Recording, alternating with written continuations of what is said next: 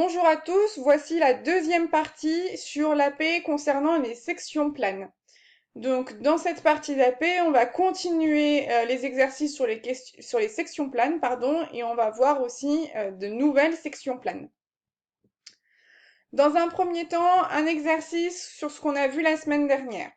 On a découpé le cube ci-contre par le plan parallèle à l'arête BC. Et le plan passe également par le point A et par le point F. Donc on obtient une section qui du coup ici est un petit peu grisée.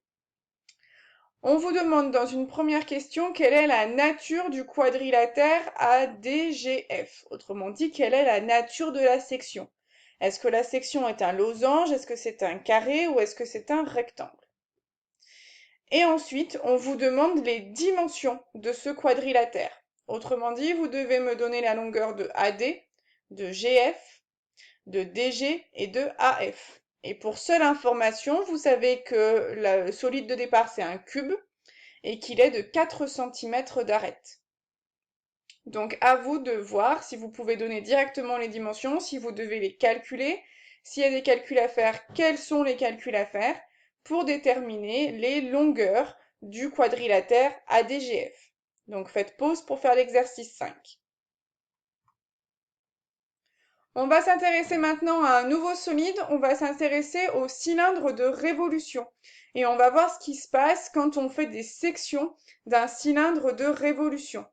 Donc ici, j'ai mon cylindre et j'ai le plan que je mets ici à l'horizontale. Donc là, ça veut dire que mon plan, il est parallèle aux bases de mon cylindre de révolution. Et je vais le pousser pour faire une section. Donc la section est apparue et ici, on remarque que la section, c'est un disque.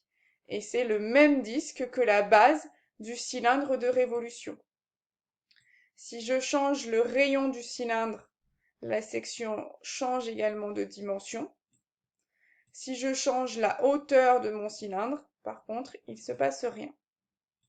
Donc ça veut dire ici que vous venez de voir que quand on faisait la section d'un cylindre de révolution par un plan parallèle à ses bases, on obtient un disque de même dimension. On va donc noter tout ça dans le cahier. Donc paragraphe 2, section d'un cylindre de révolution par un plan. Donc le premier exemple qu'on vient de voir ici. La section d'un cylindre de révolution par un plan qui est parallèle aux bases, c'est un disque de même rayon que la base. Donc ici, la section par le plan P en gris foncé, elle est parallèle à la base et c'est du coup un disque qui est de rayon R, grand R, exactement comme les deux bases. Donc faites pause pour avoir le temps de recopier. On s'intéresse encore à notre cylindre de révolution et cette fois-ci, on va le sectionner avec un plan à la verticale. Autrement dit, un plan perpendiculaire aux bases. Autrement dit encore, un plan parallèle à l'axe. L'axe du cylindre, je vous rappelle, c'est la droite qui passe par le centre d'une base et le centre de l'autre base. Donc ici, notre axe est vertical et je vais le sectionner ce cylindre par un plan vertical, donc parallèle à l'axe. Donc ici, je fais avancer mon plan, hop, ça y est, il y a eu section. Et donc on remarque que la section est un rectangle.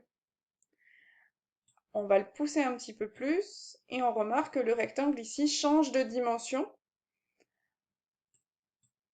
Donc on a toujours un rectangle, les dimensions changent. En fait, finalement, il n'y a qu'une des deux dimensions du rectangle qui change.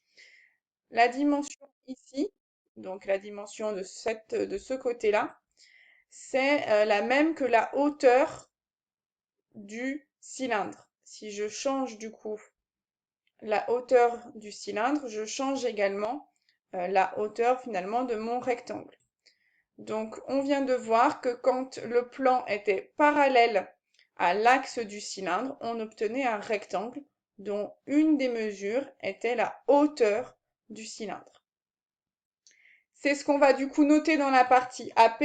Donc à la suite, propriété, la section d'un cylindre de révolution par un plan qui est parallèle à son axe, c'est encore un rectangle dont une dimension est égale à la hauteur du cylindre.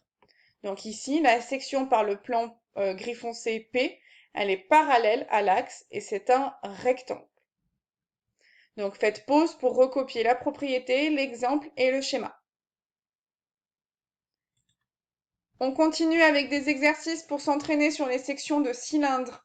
Donc on a coupé ici par deux plans ce cylindre, dont les bases sont de centre A et B. Et les sections, elles sont représentées en rose et en vert. On vous donne l'information que H, c'est le milieu du segment EF, et ensuite on vous donne des informations sur certaines mesures. Dans un premier temps, première question, donnez la description de chacun de ces deux plans. Autrement dit, il faut écrire une phrase du type la section verte est, la section rose est, et vous me donnez du coup la forme, la nature de la forme de ces sections. Dans une deuxième question, on vous demande la nature du triangle EAF. Ici, il est particulier, le triangle EAF, il a une propriété particulière, à vous de la trouver. Et exactement pareil pour le triangle EHA. Lui aussi, il est particulier, il a quelque chose. Donc, vous devez ici repérer les deux particularités sur ces deux triangles EAF et EHA. Et ensuite, vous pourrez du coup donner les dimensions du quadrilatère ESFR. Donc ESFR, c'est la section ici qui est verte. Donc vous devez, dans la première question, dire quel type de quadrilatère c'est. Et dans la troisième question, donner les dimensions.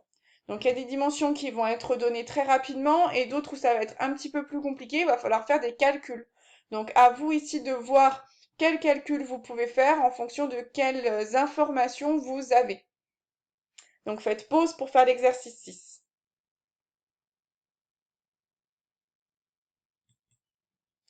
Et enfin, dernier exercice pour aujourd'hui, le numéro 7. On a coupé par un plan parallèle à l'axe ce cylindre de révolution. Donc ce cylindre de révolution, il est de rayon 4 cm. H, c'est le milieu du segment FG et on vous dit que ED, c'est 6 cm. Donc on vous demande la nature du quadrilatère DEFG. Autrement dit, on vous demande la nature de la section ici, quelle forme on a obtenue en sectionnant ce cylindre. Dans une deuxième question, on vous demande la nature du triangle BFH. Il est un petit peu particulier, on vous demande comment il est précisément.